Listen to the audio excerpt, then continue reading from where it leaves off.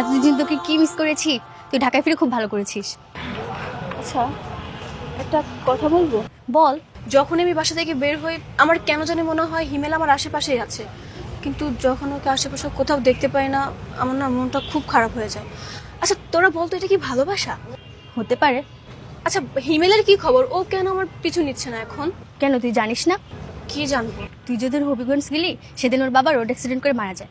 তোর পিছু ঘুরতে ঘুরতে বেচারা তার বাবার মৃত্যুর খবরটুকু পায়নি। ওর বাবা দাফন কাফন করেছে ওর বন্ধুরা, আর ও শুধু তোর পেছনে ঘুরেইছে। কি বলছিস তুই? হ্যাঁ।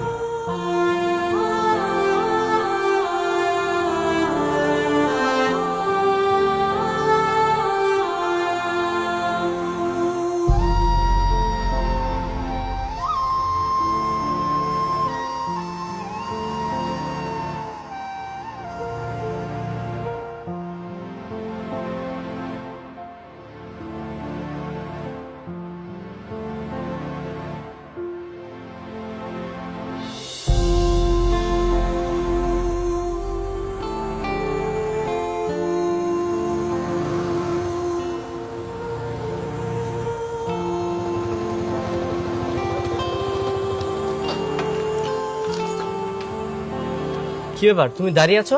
এখনো যাওনি কেন? তোমার সাথে আমার কিছু কথা আছে। আমি বললাম তো তোমার সাথে আমার কোনো কথা নেই, আর এইভাবে আমার জন্য অপেক্ষা করবে না। ব্যাপারটা খুব খারাপ দেখা যায়। ও, এখন খারাপ দেখা যায় তাই না? যখন তুমি 3 বছর আমার জন্য ওয়েট করেছিলে তখন খারাপ দেখায়নি? তখনও খারাপ দেখা যেত। আচ্ছা বাদ দাও, তুমি যাও তো, আমি আসি। বললাম তো তোমার সাথে আমার কিছু কথা আছে, একটু শুনে যাও। আমি বললাম তো তোমার সাথে আমার কোনো কথা নেই। ঠিক আছে, তুমি যদি আমার কথা না শোনো না আমি এখানে ওয়েট করবো তোমার জন্য। ভারী ঝামেলা তো। আচ্ছা আমি তোমার সাথে কালকে ডিটেলসে কথা বলবো, এখন বাড়িতে যাই। সত্যি? হ্যাঁ সত্যি। ঠিক আছে।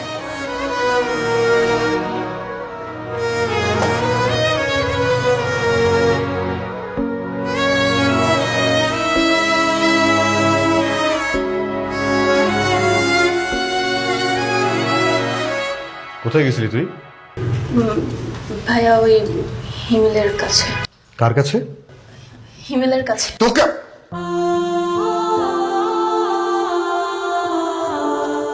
সরি বৃষ্টি, তুই এখন বড় হয়েছিস, নিজের সিদ্ধান্ত নিজে নিতে পারিস, কিন্তু যখন ছোট ছিলি নিজের সিদ্ধান্ত নিজে নিতে পারতি না।